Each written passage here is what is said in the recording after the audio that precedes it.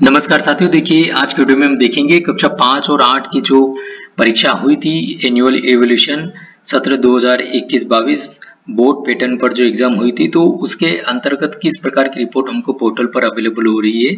ये खैर काफी समय से हमको रिपोर्ट सभी कुछ अवेलेबल हो रही है, लेकिन चूंकि ये सभी रिपोर्ट बहुत ही इम्पोर्टेंट है और स्कूल स्तर पर इस प्रकार का छात्रों का वार्षिक परीक्षा जो वार्षिक मूल्यांकन हुआ है उससे संबंधित डाटा होना चाहिए, चाहे वो सॉफ्ट कॉपी में हो या जो भी फॉर्मेट में हो, क्योंकि ये बहुत ही इम्पोर्टेंट मैटर है।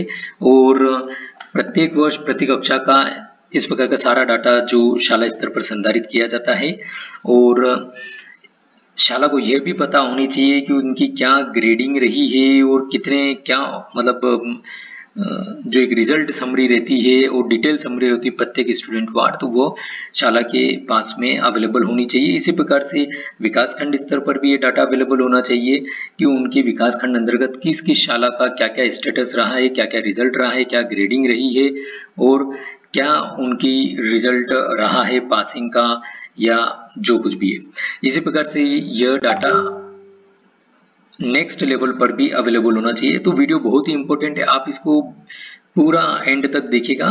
तो इसमें हम जो भी हमको रिपोर्ट अवेलेबल हो रही है कक्षा 5 और 8 की वार्षिक परीक्षा 21-22 की, मतलब वार्षिक मूल्यांकन 21-22 की, वो सभी कुछ हम इसमें देखेंगे। तो यहाँ पर देखिए हमने अभी एक स्कूल स्तर से शिक्षक स्तर से लॉगिन किया हुआ है। इसमें लॉगिन करने के बाद में 5-8 फाइनल रिजल्ट आपको ऑप्शन अवेलेबल होता है सप्लीमेंट्री एग्जाम के पास में। इसमें सबसे पहले वाला ऑप्शन आता है रिजल्ट स्कूल समरी। इस पर आप क्लिक करेंगे तो चूंकि अभी हमने शाला स्तर से लॉगिन किया हुआ है, डाइस कोड हमको बाय डिफॉल्ट इसमें आ रहा है, ये चेंज हम नहीं कर सकते क्योंकि जिस शाला के टीचर द्वारा हमने लॉगिन किया है वो डाइस कोड यहाँ पर आपको शो होगा। और उसी शाला में आपको 5 और 8 जो भी कक्षा का आपको रिजल्ट समरी देखना है, यहाँ पर आपको उसको क्लिक करना है, शो बटन पर क्लिक करना है। तो इस प्रकार से आपको एक स्क्रीन शो होगी जिसमें रिजल्ट समरी दिख रही है, कितने बच्चे थे, कितने बच्चे पास हुए हैं उस कक्षा में, क्या प्रतिशत रहा है शाला का, कितने बच्चे किस ग्रेडिंग में आए हैं। नीचे प्रिंट का ऑप्शन आपको अवेलेबल है, चाहे तो आप प्रिंट निकाल सकते हैं इसका, और नहीं तो आपको क्लोज का बटन का ऑप्शन भी अवेलेबल है, आप चाहे तो उसको क्लोज यहीं से कर सकते हैं। तो ये पहला वाला ऑप्शन हुआ। इसके बाद में यदि यही जानकारी हम विकास खंड स्तर से या जिले स्तर से देखेंगे तो हमको यहाँ पर जिस शाला की इस प्रकार से रिजल्ट समरी चाहिए उस शाला का हमको डाइस कोड प्रविष्ट करना होगा और क्लास सिलेक्ट करनी होगी। फिर उसके बाद में result school detail second number का जो ऑप्शन आ रहा है इस पर हमको क्लिक करना है। इसमें यहाँ पर आपको वैसा के वैसा ही डाइस कोड बाय डिफॉल्ट आ रहा है, जो भी कक्षा का हमको डाटा चाहिए उसको सिलेक्ट करके शो बटन पर हम क्लिक करेंगे। तो इस प्रकार से देखिए यहाँ पर आपको, जैसा कि इस रिपोर्ट का नाम है स्टूडेंट वाइज डिटेल है ना, स्कूल डिटेल, जो यहाँ पर आपको स्टूडेंट वाइज आएगी ये जानकारी, ये देखिए यहाँ पर स्टूडेंट वाइज डिटेल है। यहाँ से आप चाहें तो इस डिटेल को एक्सेल या CSV फॉर्मेट में आप डाउनलोड कर सकते हैं, आपके पास में संधारित करके रख सकते हैं। इसमें प्रत्येक स्टूडेंट का आपको टेबल के फॉर्मेट में जानकारी मिलेगी, जैसे कि उसका समग्र ID क्या था, स्टूडेंट का नाम क्या था, कौन सी कक्षा, उसके फादर नेम क्या था, मदर नेम क्या है। इसी प्रकार से ये देखिए यहाँ पर जो भी ग्रेड रही है बच्चे की, उस ग्रेड में किस, जैसे ग्रेड 1 बोले तो सब्जेक्ट 1, उसमें इंटरनल मार्क्स में कितने नंबर रहे, एक्सटर्नल मार्क्स में कितने नंबर रहे, टोटल कितने नंबर रहे। उसी प्रकार से ग्रेड 2 हाँ, और उसी प्रकार से यहाँ पर देखिए सब्जेक्ट 3, उसमें एक्सटर्नल मार्क्स में कितने नंबर है, इंटरनल मार्क्स में कितने नंबर है, टोटल कितने रहे, और ग्रेड 3 में उसका क्या ग्रेड रहा है। ग्रेड 3 में इट मीन्स यहाँ पर सब्जेक्ट 3 में उसका क्या ग्रेड रहा है। इसी प्रकार से सब्जेक्ट 4 है, इसी प्रकार से डाटा सभी कुछ बच्चे वार आपको यहाँ पर अवेलेबल होगा।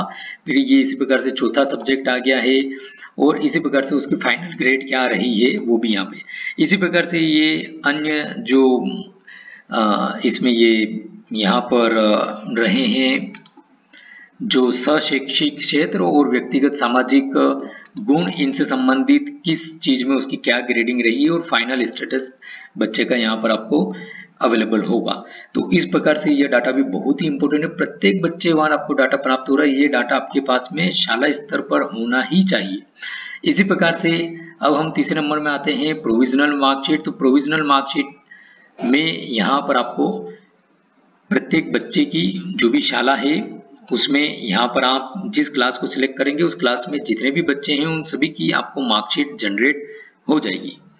ये शो बटन पर क्लिक करेंगे, यहाँ पर नीचे आपको मार्कशीट जनरेट हो जाएगी। आप चाहें तो इसको पीडीएफ में या पीडीएफ फॉर्मेट में इसको आप डाउनलोड करके रख सकते हैं। ये डाटा भी आपके पास में होना चाहिए। कभी भी आपको मार्कशीट की जरूरत पड़े पोर्टल पर, यह जैसे इन फ्यूचर कभी भी हमको ये ऑप्शन फिर से अवेलेबल हो या नहीं हो, तो हमारे पास में इस प्रकार का डाटा भी होना चाहिए। प्रत्येक बच्चे की यहाँ पर जो भी क्लास आपने सिलेक्ट करी उसकी आ जाएगी।